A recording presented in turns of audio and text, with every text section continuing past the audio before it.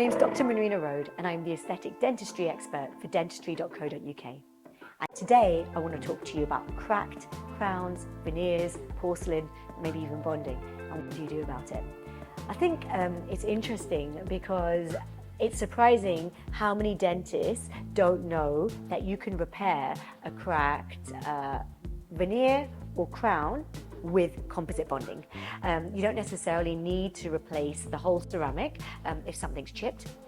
Sometimes it's preferable not to replace the ceramic.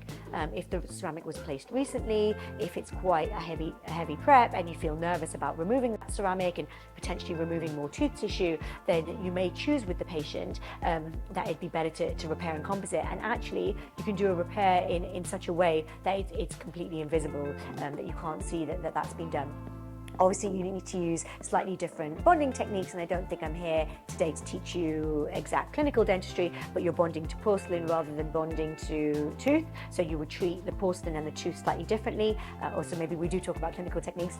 You use porcelain etch on the porcelain, you use phosphoric acid, 37% phosphoric acid on the tooth, and then you use silane on the porcelain, and then you can use prime and bond on the tooth, and then finish with bond on the porcelain, and then composite, so that you can bond and repair whatever's going on there. So that's one thing. So let's know that you can repair chipped porcelain, whether it's crown or veneer, or with composite, and of course you can repair composite with composite. But I think what's really important is to look at why the restoration chipped in the first place. If you don't, as a dentist, you need to behave like a detective. If you don't behave like a detective, you don't look into why this happened, then it will continually happen.